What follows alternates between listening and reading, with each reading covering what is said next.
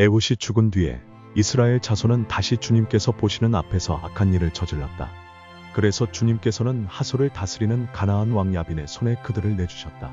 그의 군지휘관은 이방인의 땅 하롯셋에 사는 시스라였다.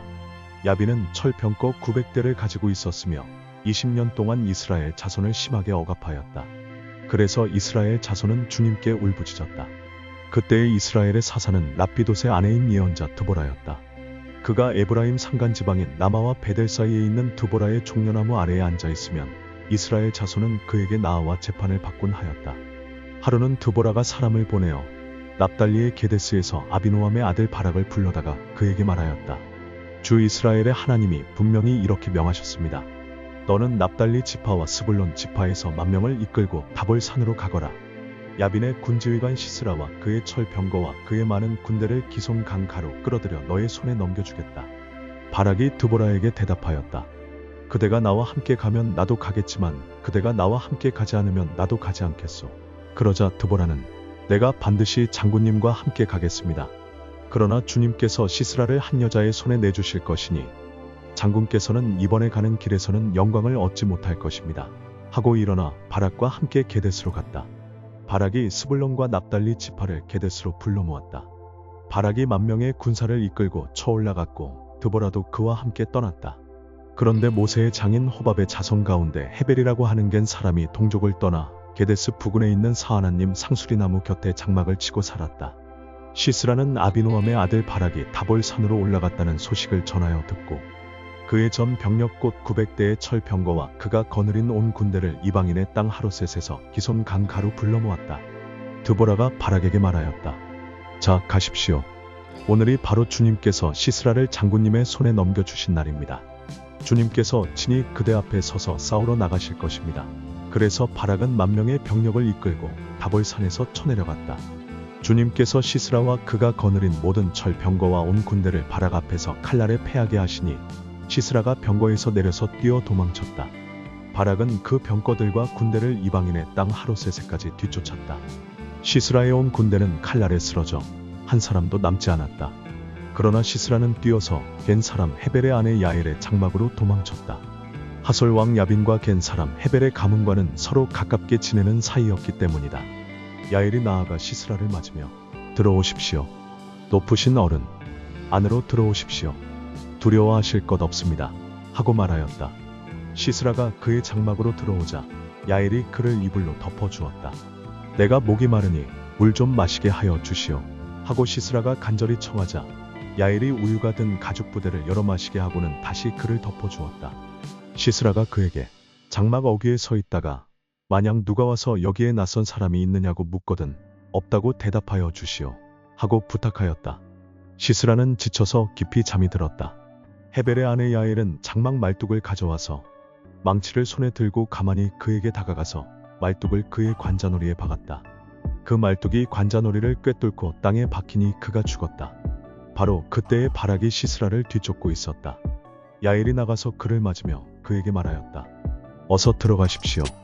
장군께서 찾고 계신 사람을 내가 보여드리겠습니다. 바락이 그의 장막으로 들어가 보니 시스라가 죽어 쓰러져 있고 그의 관자놀이에는 말뚝이 박혀 있었다. 이렇게 하나님이 그날의 이스라엘 자손 앞에서 가나안 왕 야빈을 굴복시키셨다. 이스라엘 자손은 점점 더 강력하게 가나안 왕 야빈을 억압하였고 마침내 가나안 왕 야빈을 멸망시켰다. 그날 드보라와 아비노함의 아들 바락이 이런 노래를 불렀다. 이스라엘의 영도자들은 앞장서서 이끌고 백성은 기꺼이 헌신하니 주님을 찬양하여라. 너희 왕들아 들어라. 너희 통치자들아 귀를 기울여라. 나 곧 내가 주님을 노래하련다. 주 이스라엘의 하나님을 찬양하련다. 주님께서 세일에서 나오실 때에 주님께서 에돔 땅에서 출동하실 때에 땅은 흔들리고 하늘은 물을 쏟아내고 구름은 비를 쏟았습니다. 산들이 주님 앞에서 진동하였고 저 신의 산마저 주 이스라엘의 하나님 앞에서 진동하였습니다. 아낫의 아들 삼갈 때에도 야엘 때에도 큰 길에는 발길이 끊어지고 길손들은 뒷길로 다녔다.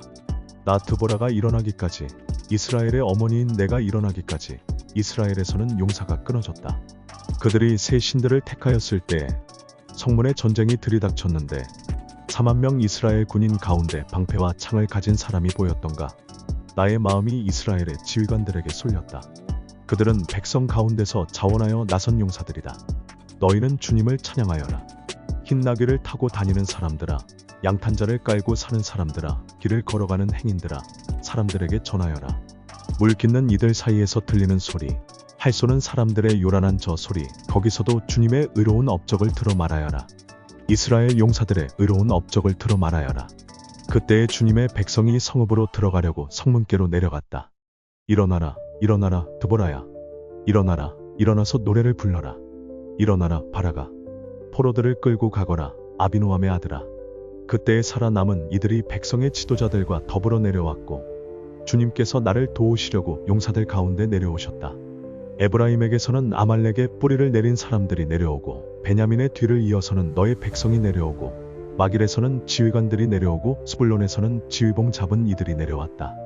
이사갈의 지도자들이 드보라와 합세하고, 이사갈과 바락도 이에 합세하여 그의 뒤를 따라 골짜기로 달려갔다. 그러나 르우벤 지파 가운데서는 마음에 큰 반성이 있었다. 어찌하여 내가 양의 우리에 앉아 양떼를 부르는 피리 소리나 듣고 있는가? 르우벤 지파에서는 마음에 큰 반성을 하였다. 어찌하여 길르앗은 요단 강 건너에 자리 잡고 있고, 어찌하여 단은 배 안에 머물러 있는가? 어찌하여 아셀은 바닷가에 앉아 있는가? 또 그 부둣가에서 편히 쉬고 있는가?